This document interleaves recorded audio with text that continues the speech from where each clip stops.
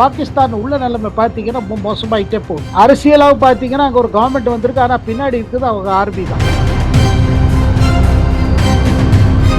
ராகுல் காந்தி ராய்பரேலி ஜெயிக்கிறதுக்கான வாய்ப்பு நிறைய இருக்கு அப்படின்னு சொல்றாங்க.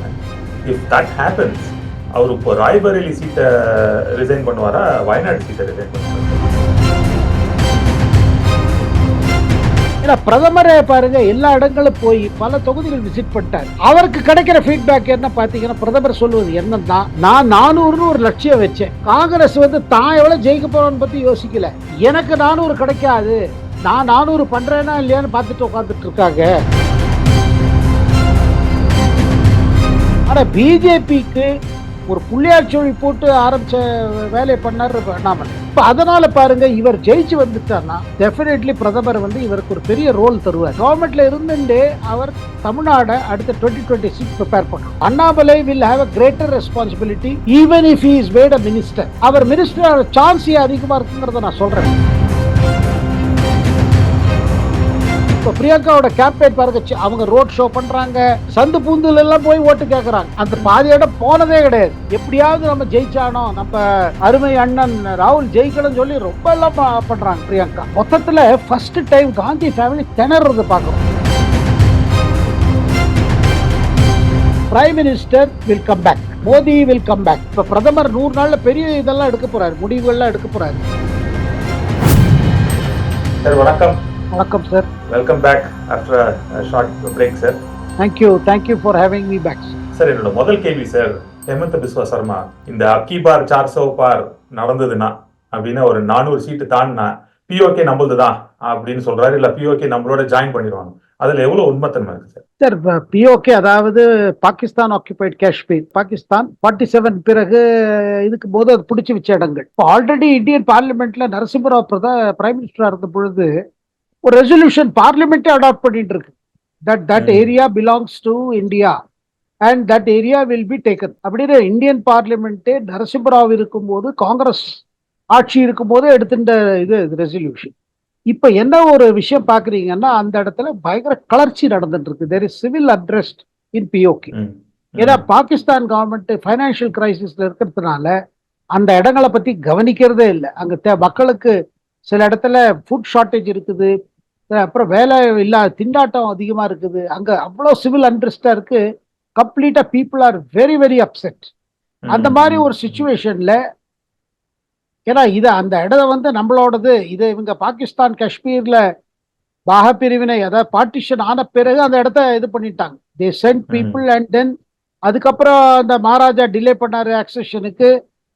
இந்த இவங்கள பாகிஸ்தான் தன்னோட இவாளெல்லாம் அனுப்பிச்சதுனால ரசாக்கார்ஸுகளை அனுப்பிச்சு பயங்கர கொடுமை நடந்தது காஷ்மீர் வேலியில. அதுக்கப்புறம் தான் மகாராஜா அவர் ஒத்துண்டாரு, காஷ்மீர் மகாராஜா ஒத்துண்டா, இல்ல நான் இந்தியாவோட சேர்ந்துரு. அது வரல அவரோட ஐடியா என்ன இருந்தது, பாகிஸ்தானும் சேர வேண்டாம், இந்தியாவும் சேர வேண்டாம், நம்ம தனி ஒரு இது மாதிரி இருக்கலாம், சுவிட்சர்லாந்து இருக்கிற மாதிரி. எப்படி சுவிட்சர்லாண்டோட இது பாத்தீங்கன்னா they are not part of any group, ஒரு நியூட்ரல் கண்ட்ரி மாதிரி நம்ம இருக்கலாம்னு அவர் பிளான் போட்டார் மகாராஜா. அவருக்கு அந்த மாதிரி ஐடியா கொடுத்தாங்க, இப்படி பண்ணா காஷ்மீர் பாகிஸ்தானுக்கும். ஏன்னா the whole idea was British said, look, let the Maharajas will have to decide which part they want to accede. அதுலதான் இந்த பிரச்சனை வந்தது. அதுல 1947ல பாருங்க, நேரு கொஞ்சம் டிலே பண்ணிட்டாரு மேட்டரை.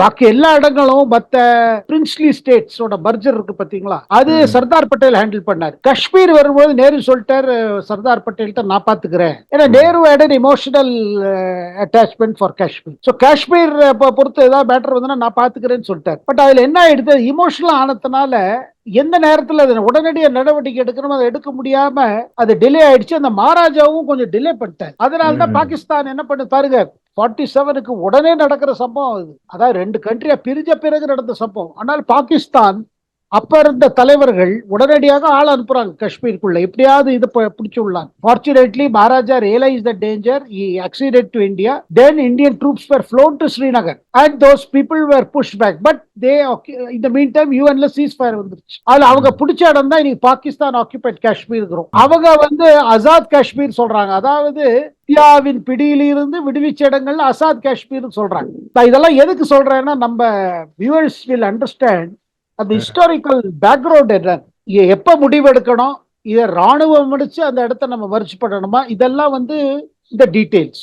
போன வருடத்துல நீங்க பாத்தீங்கன்னா ஒரு ஆர்பி ஜெனரல் கூட சொன்னாரு, whatever government given instruction we will carry out. அது சொல்லும் பொழுதே எல்லாருக்கும் என்ன தோணித்து, ப்ராபபிளி அவர் RP has worked out some kind of a plan. அது எப்போங்கிறத அந்த political leadership will decide. Definitely there is a plan. ஏன்னா பாகிஸ்தான் உள்ள நிலைமை பாத்தீங்கன்னா மோசமாயிட்டே போகுது. அரசியலாவும் பாத்தீங்கன்னா அங்க ஒரு கவர்மெண்ட் வந்திருக்கு, ஆனா பின்னாடி இருக்குது அவங்க ஆர்மி தான். அண்ட் இம்ரான் கானை சப்போர்ட் பண்ணியிருந்தாங்க, அப்புறம் அவளை தள்ளி விட்டு ஒரு எலெக்ஷன் வச்சாங்க. இந்த எலெக்ஷன் ஏதோ ஆர்மி ரிக் பண்ணி நவாஸ் ஷெரீஃபோட தம்பியை உட்காந்து வச்சிருக்காங்க. அவர் தான் பிரதமரா இருக்காரு. ஆனா அது பாத்தீங்கன்னா ஒரு இந்த ஃபார்ம் இது, இட் இஸ் நாட் ஷாவாஸ் ஷெரீப் தான் இருக்காரு அவரு. ஏன்னா நவாஸ் ஷெரீப் ஆக முடியாது. சோ ஒரு இந்த கவர்மெண்ட் மாதிரி ஒண்ணு பண்ணி வச்சிருக்காங்க. பட் பின்னாடி இருக்கிறது army. So it is a question of whether it will take place or not. என்ன கேட்டீங்கன்னா பிரைம் மினிஸ்டரா இருக்கட்டும், பிஜேபியா இருக்கட்டும், there is a resolve. Yes, we must get back those lands. But whenங்கிறது தான் timing will have to be decided by the strategic circumstances. அதனால ஹெமந்த பிஸ்வா 400 ஓட்டுகளை கொடுங்க சொல்வது என்னன்னா, பாருங்க இன்னைக்கு தேதியில 4 கட்ட தேர்தல் முடிஞ்சிருக்கு. இப்ப 5வது கட்டம் இப்ப வர 20ஆம் தேதி நடக்க போகுது. இதுல என்ன ஒண்ணு போயிட்டு இருக்குன்னா, 400 எதுக்கு கேட்கிறாரு பிரதமர், இந்திய அரசியல் சட்டத்தை மாத்துறத கேட்கிறாரு, இட ஒதுக்கீடு அழிக்கிறதுக்காக கேட்கிறாரு. இந்த மாதிரி எல்லாம் பொய் பிரச்சாரம் நடத்திட்டு இருக்கு. ராகுல் காந்தி கையில ஒரு சிவப்பா ஒரு புத்தகத்தை எடுத்துட்டு போறாரு, இதுதான் கான்ஸ்டிடியூஷன், இதுதான் இது பண்ண பாக்குற பிரதமர், அப்படி இப்படின்னு ஒரு இது நடக்குது. அந்த மாதிரி எந்த முடிவும் கிடையாது. இதை இன்னைக்கு தேதியில பிஜேபி நம்ம தலித் சமுதாயத்துக்கும் அதாவது பேக்வர்ட் கிளாஸஸ் சமுதாயத்துக்கும் செய்யற பல வேலைகள் செஞ்சிருக்காங்க. அப்படி இருக்கும்போது எதுக்கு இடம் ஒதுக்கீடு பிஜேபி, ஆனா இது பிரச்சாரம் அதிகமா பண்ணிருக்காங்க. இந்த தடவை பாத்தீங்கன்னா சோசியல் மீடியா மூலமாக பல விஷயங்களை இதை பண்ண வச்சிருக்காங்க. இப்ப பாருங்க, அமித்ஷா ஸ்பீச்சே மாத்தி போட்டு பண்ணாங்க பாருங்க, கடைசியில மாட்டிட்டாங்க. ஹைதராபாத் தெலுங்கானால அவங்க தெலுங்கானா காங்கிரஸ் சோசியல் மீடியா எல்லாம் போட்டிருக்காங்க. அவங்க சோகால்டு காங்கிரஸ் வார் ரூம்ல இருந்து வந்தது. என்ன அமித்ஷா என்ன சொன்னாரு, மத அடிப்படையில இட ஒதுக்கீடுக்கு இடம் கிடையாது இந்திய அரசியல் சட்டத்துல. ஓபிசிக்கும் எஸ்சிக்கும் எஸ்டிக்கு இருக்கிறத நாங்க கட்டாயம் அதை இது பண்ணும், பாதுகாப்போம். ஆனா இஸ்லாமியர்களுக்கு 4% தரதெல்லாம் நாங்க கம்ப்ளீட்டா இது பண்ணிடுவோம், we will completely abolish it அப்படின்னு சொன்னார். அதை அவங்க என்ன பண்ணிருக்காங்க, அவரோட இதை பேசின அந்த வீடியோவை எடிட் பண்ணி, அதாவது நாங்க வந்தோம்னா உடனே எல்லாருக்கும் ஒதுக்கிட்டு போற மாதிரி பண்ணிட்டாங்க, using the technology that is available today. அதுக்கு மேல கேஸ் போட்டு டெல்லி போலீஸ் 12 பேர் பிடிச்சிருக்காங்க. அதுல பல பேர் காங்கிரஸ்கா வேலை செய்யறவங்க. இன்னைக்கு தேதியில பாத்தீங்கன்னா தேர்தல் இருக்கிற மூடுல இந்த 400 சீட் எதுக்குன்னா பல மாற்றங்கள் வரணும். இப்ப பிரதமர் 100 நாள்ல பெரிய இதெல்லாம் எடுக்க போறாரு, முடிவுகள்லாம் எடுக்க போறாரு, பல விஷயங்கள் நடக்க போகுது. சிலதுக்கு சட்டத்தை மாத்திரத்துக்கு வரும், சிலதுக்கு தேவை இருக்காது.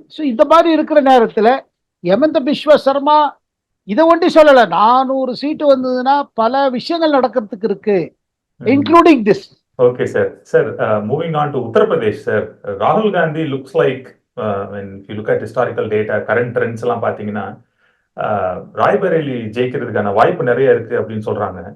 இஃப் தட் ஹேப்பன்ஸ், அவர் இப்போ ராய்பரேலி சீட்டை ரிசைன் பண்ணுவாரா, வயநாடு சீட்டை ரிசைன் பண்ணுவாரா சார்? பாருங்க, ராய்பரேலியில ஜெயிச்சுட்டாருன்னா அதுக்கு அவருக்கு பெரிய அது ஒரு சாதனை தான் நினைச்சுக்கணும் அவர். ஏன்னா இப்ப இந்த நேரத்துல அவர் எதிர்நீச்சல் போட்டுட்டு இருக்காரு. ராய்பரேலியில தொடர்ந்து அந்த காந்தி குடும்பத்துக்கு பின்னர்த்த செல்வாக்கு குறைஞ்சிட்டு வரும். அதுக்கு பல காரணம். ஒரு காரணம் என்ன கேட்டீங்கன்னா, இந்த குடும்பத்தினர்கள் அந்த இடத்துல நல்லா நர்ச்சர் பண்ணல. இப்ப சோனியா காந்தி உடம்பு சரியில்லைன்னு சொல்லி அவங்க பாருங்க 2004 ராய்பரேலியில் இருக்காங்க. 2004 வரையில் அவங்க அமேட்டியில இருந்தாங்க. 1999 2 இடத்துல நின்றாங்க. பெல்லாரியில நின்றாங்க, அமேட்டியில நின்றாங்க. பெல்லாரியை விட்டுட்டாங்க, அமேட்டியை வச்சுட்டாங்க. ஏன் 2 சீட்டு போனான்னா அவங்க ஷூர் இல்ல, நம்ம தோக்கடிச்சுட்டாங்கன்னா என்ன பண்றதுன்னு சொல்லி 2ல இருந்தாங்க. அதுல அவங்களுக்கு அமேட்டி ஜெயிச்சாங்க. 1999 இருந்து 2004 அமேட்டியில. அதுக்கு பிறகு 2004 தன் மகன் ராகுல் காந்தி நிக்கிறாரு அமேட்டில இருந்து. அதனால சோனியா என்ன பண்றாங்க, ராய்பரேலிக்கு ஷிஃப்ட் பண்றாங்க. அதுல இருந்து தொடர்ந்து ராய்பரேலி ரெப்ரசென்ட் பண்ணிட்டு வராங்க. ராய்பரேலி பாருங்க developed constituency compared to Amethi. ஆனா அங்க புதுசா ஒண்ணும் வரல. எதெல்லாம் இந்திரா காந்தி ஆரம்பிச்சாங்களோ, அதுக்கு பிறகு ராஜீவ் காந்தி, அதுக்கப்புறம் மத்த இவங்கெல்லாம் இருந்தாங்க, சதீஷ் சர்மா, அவங்க இவங்களுக்கு நெருங்கிய குடும்பத்துக்கு நெருங்கியவங்க எல்லாம் இருந்திருக்காங்க. அதுக்கு பிறகு சோனியா வந்த பிறகும் கொஞ்சம் வேலை நடந்தது. ஆனா 2004 பாருங்க, சோனியா அங்க ஷிஃப்ட் ராய்பரேலி போன பிறகு அமேட்டிக்கு இவர் வந்தார். 2004 2009 ஜெயிச்சார். 2014 ஸ்மிருதி இரானி முதல் முறையா நிற்கிறாங்க.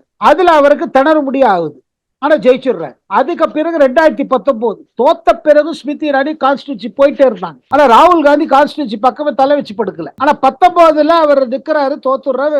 அப்பவே அவருக்கு டவுட், அதனால தான் வயநாடு பிடிச்சார் சேஃபா. இப்ப பாருங்க என்னன்னா, பார்ட்டியில பிரஷர்ல தான் போய் நிக்கிறாரு. அவருக்கு நிக்க வேண்டிய இஷ்டம் இல்ல. அவர் கடைசி வரையில் பாத்தீங்கன்னா 3ஆம் தேதி லாஸ்ட் டேட்டா இருக்கு, மே 3. 2ஆம் தேதி கூட சொல்லல, கடைசியில 2ஆம் தேதி ஈவினிங் சொல்ற முடிவு வருது. 3ஆம் தேதி காலையில போய் ஃபைல் பண்றாரு. கடைசி வரை last date of filing nomination வரல இது ஒரு டிராமா நடக்கும். அது என்ன, அவருக்கு இஷ்டமே இல்ல. அவர் என்ன சொல்றாரு, நான் தான் வயநாட்டுல ஜெயிக்க போறேன்னு, எதுக்கு நான் இங்க நிக்கணும், ரெண்டாவது அமேட்டியில நான் நிக்க மாட்டேன், ஸ்மிருதி இரானி எதிர்த்து நிக்க மாட்டேன். ஏன்னா அவருக்கு அந்த கான்பிடன்ஸ் இல்ல.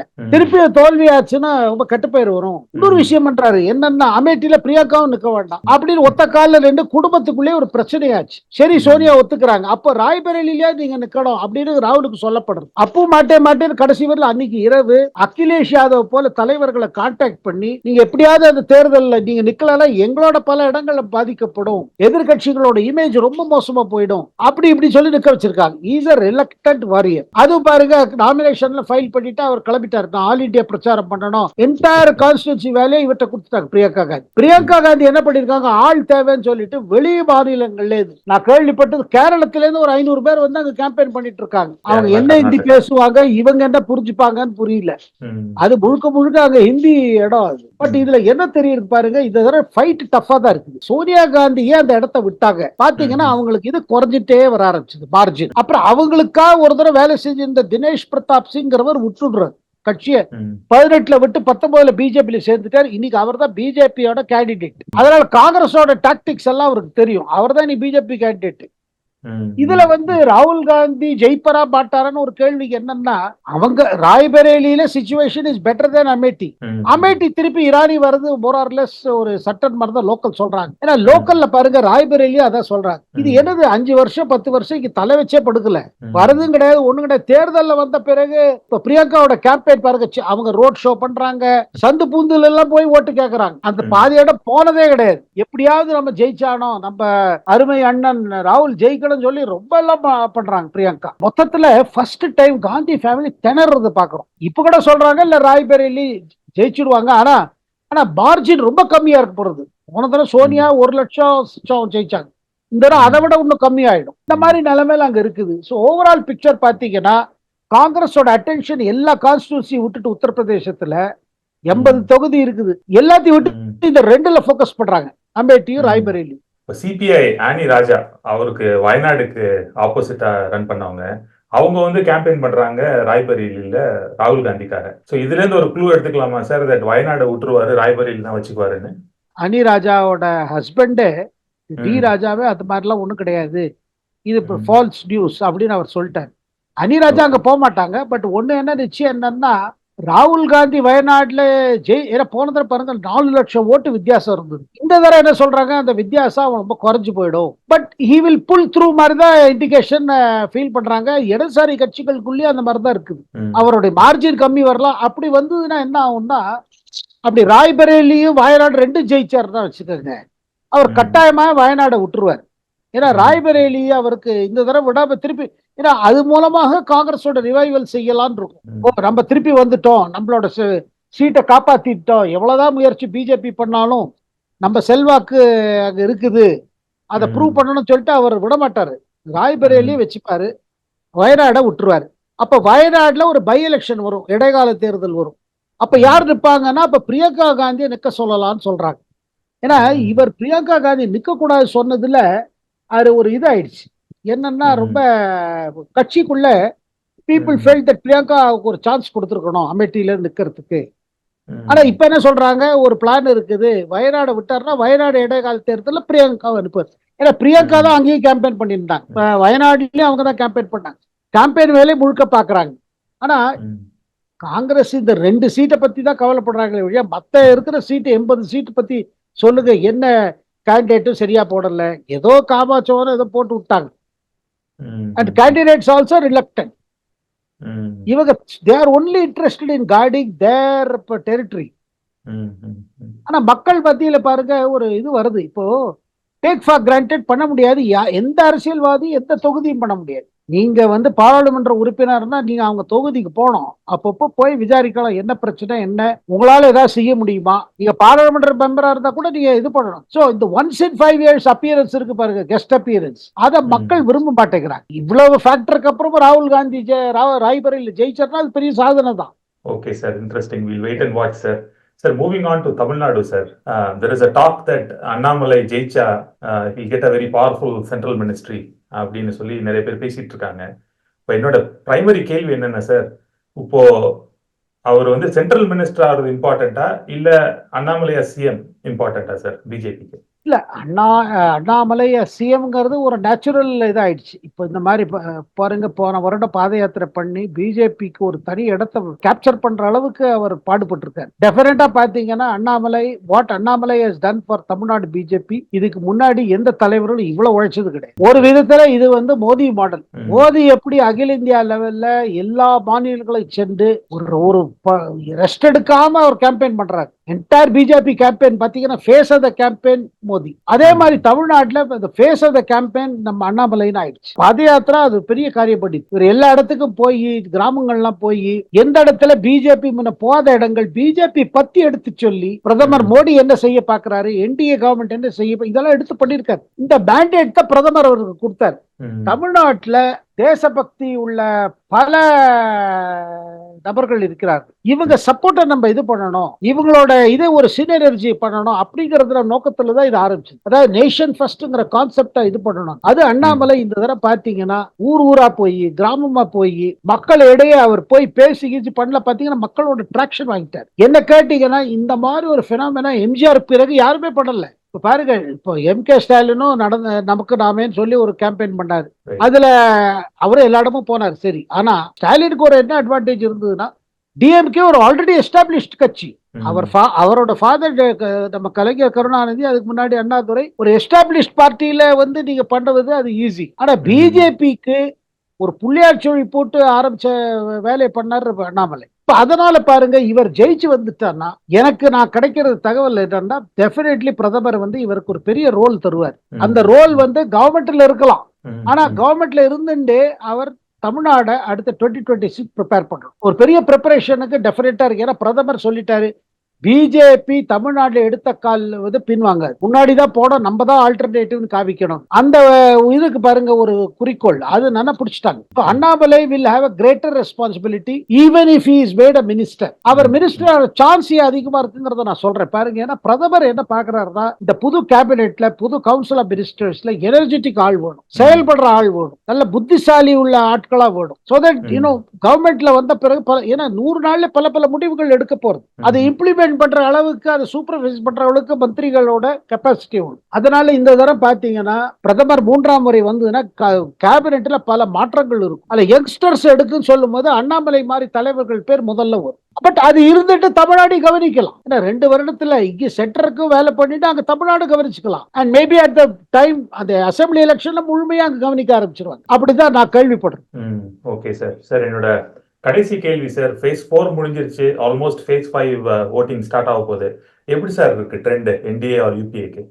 சோஷியல் மீடியாவில் நீங்க போஸ்ட் எல்லாம் பாத்தீங்கன்னா உங்களுக்கு தோணும், ஏதோ பிஜேபி முதல் கட்டம் தோத்தா மாதிரியும், 2ஆம் கட்டம் தோத்தா மாதிரியும், 3ஆம் கட்டம் தோத்தா மாதிரியும் ஒண்ணுமே முடியாது, பிஜேபிக்கு ஒன்றும் சீட் அதிகமா வரப்போறது இல்ல, அப்படி இப்படின்னு ரொம்ப பவர்ஃபுல்லா கேம்பெயின் நடக்கிறது. காங்கிரஸுக்கு சப்போர்ட் பண்றவங்க பிளஸ் லெப்ட சப்போர்ட் பண்றவங்க, பத்திரிகையாளர்கள், ஆசிரியர்கள் எல்லாரும் இதே கருத்து. அதாவது ஒண்ணு மோசமா போயிடுச்சு, பிரதமருக்கு சரியா இல்ல, பிரதமருக்கு பாப்புலாரிட்டி குறைஞ்சிருச்சு, அப்படி இப்படின்னு ஒரு பிரச்சாரத்துல இறங்கி இருக்காங்க. இந்த பிரச்சாரத்தை நன்னா அதை காத்தி ஊதி ஊதி ஊதி பெருசு பண்றது இவங்களே, காங்கிரஸ், அவங்க அலையன்ஸ் பார்ட்னர்ஸ்.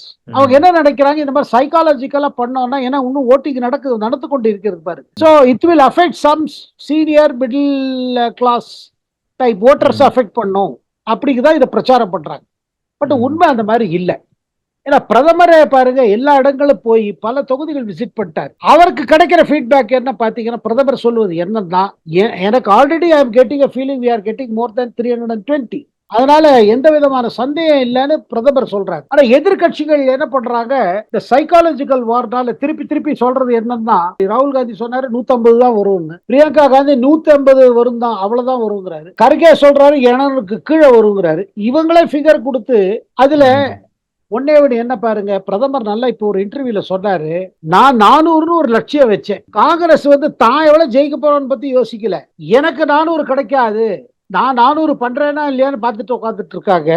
அவங்க கட்சி எவ்வளவு அதிக சீட் வின் பண்ணணும்னு யோசிக்கல. அதனால பாருங்க, இன்னொரு என்ன ப்ராப்ளம் என்னன்னா ஸ்ரீதர் சார், நீங்க எவ்வளவுதான் சைக்காலஜிக்கலா சோஷியல் மீடியா மூலமா பிஜேபி தோத்து போறது சொன்னா கூட கிரவுண்ட் ரியாலிட்டி அந்த மாதிரி கிடையாது. இன்னைக்கு தேதியில ஆர்கனைசேஷனா பாத்தீங்க வச்சுக்கோங்க, காங்கிரஸுக்கு அந்த மாதிரி ஆர்கனைசேஷன் கிடையாது எங்கேயுமே. அதாவது பிஜேபி தோத்து போய் காங்கிரஸ்க்கு எல்லாரும் ஓட்டு போட்டு காங்கிரஸ் ஆட்சி பிடிக்க அளவுக்கு அந்த மாதிரி ஒரு பெரிய ஆர்கனைசேஷன் டெவலப் பண்ணலாம். இப்ப ராகுல் காந்தி ஸ்டைல் ஆஃப் ஃபங்க்ஷன், அதுக்கப்புறம் இப்ப மல்லிகார்ஜுன் கர்கே எத்தனை நாளா இருக்காரு, ஒன்னும் ஆர்கனைசேஷனா ஒன்னும் பிக்கப் பண்ணல. இந்த தேர்தல் வந்தது கொஞ்சம் ஆக்டிவிட்டி பாக்குறோம். ஏன்னா முழுமையா அவர் ராகுல் காந்தி பாரத் ஜோடோ யாத்திரா பண்ணிட்டு இருந்தாரு. அது முடித்த பிறகு ஒரு பாரத் ஜோத்ரா நே யாத்திரான்னு ஒண்ணு கிளம்பினார். இதுல கட்சி பணம் எக்கச்சக்கமா செலவழிச்சிருக்காங்க. ரிட்டர்ன் என்னங்கிறது எல்லாம் கேள்வி கேட்கறாங்க. ஆப்போசிஷனுக்கு ஒரு இம்பார்ட்டன்ஸ் இருக்கு, ஆப்போசிஷனுக்கு ஒரு சான்ஸ் இருக்கலாம், சில இடங்கள்ல மக்களை திருப்தியா இருக்கலாம். ஆனா அதை கேஷ் இன் பண்றதுக்கு வேணுங்கிற இன்ஃப்ராஸ்ட்ரக்சர் வேணும் பாருங்க, பொலிட்டிக்கல் இன்ஃப்ராஸ்ட்ரக்சர் உங்க கட்சியோட, அது இனி தேதியில காங்கிரஸ் கிடையாது. அதனால ஓவரால் நீங்க பிக்சர் பாத்தீங்கன்னா prime minister will come back, Modi will come back. எனக்கு தோணல ஒண்ணு பெரிய சீட் பெரிய லாஸ் இருக்காது. எங்க லாஸ் இருக்கிற மாதிரி இருக்கோ அது வேற மாநிலத்துல மேக்கப் ஆகும். ஒரு இடத்துல குறைஞ்சுன்னா இன்னொருத்துல வரும். இப்ப மகாராஷ்டிரால கொஞ்சம் குறைய மாதிரி இருக்கு பாருங்க. ஏன்னா மகாராஷ்டிரா ஒரு கீ ஸ்டேட், அங்க 48 தொகுதிகள் இருக்குது. அங்க என்ன சொல்றாங்கன்னா ஒரு எல்லாமே கன்ஃபியூஸ்டா இருக்குது. 2 சிவசேனா, 2 என்சிபி, ஒரு பிஜேபி, ஒரு காங்கிரஸ், அது எப்படி பிரிஞ்சு இருக்கு. அதுல எத்தனை தான் இது பண்ண முடியும். அண்ட் பிஜேபிக்கு அட்வான்டேஜா இருந்தது, அது இன்னும் இருக்குதா? இப்ப உத்தவ் தாக்கரேவும் சரத்பவார் மாதிரி தலைவர்கள் சொல்றாங்க எங்களுக்காக அனுதாபம் இருக்குது, எங்க கட்சி பிடிக்கி போயிட்டாங்க அப்படின்னு அவங்க எதிர்பார்க்கறாங்க. உத்தவ் தாக்கரே சரி, நம்ம சரத்பவார். பட் அந்த மாதிரி பெரிய அனுதாபம் அரசியல்வாதிகளுக்கு இக்காலத்துல கிடைப்பது கஷ்டம். சோ அதனால ஓவராலா பாத்தீங்கன்னா இட்ஸ் a doubtful விஷயம். அண்ட் தென் ஃபைனலா அவங்க 399 வந்தா கூட moral victory கிளைம் பண்றதுக்கான ஆப்பர்ச்சுனிட்டி இருக்குல்ல சார்? 400ங்கிறது ஒரு லட்சியங்க. இன்னைக்கு தேதியை பிரதமர் சொல்ற 400 தாண்டிடும். இப்ப 2019 டோட்டல் பார்த்தானே எல்லா பார்ட்டி சேர்த்து பார்த்தா அதே அதுகிட்ட தான் காமிக்கிறதுங்கிறாரு. அதனால 400 ஒரு பெரிய difficult task, we will achieve itங்கிறார் பிரதமர். இந்த எதிர்கட்சிகள் சொல்லும் அளவுக்கு அவங்களுக்கு கிரவுண்ட் லெவல்ல ப்ரிப்பரேஷன் இல்ல, அவங்களுக்கு தயாரிப்பு இல்ல. And on the other hand BJP பாருங்க நிறைய கோர்ஸ் கரெக்ஷன் எல்லாம் பண்ணிருக்காங்க, கேண்டிடேட்ஸ் எல்லாம் மாத்திருக்காங்க, லாட் ஆஃப் லாஸ்ட் மினிட் விஷயங்கள்லாம் நடந்திருக்கு. So therefore they are confident. BJP confident that நம்ம திருப்பி வந்துருவோம், அதுல சந்தேகம் இருக்காது. அப்படிதான் நமக்கு கிடைக்கிற தகவல் sir. Okay sir. Sir that brings us to the end of the show sir. Sir நன்றி, வணக்கம். வணக்கம்.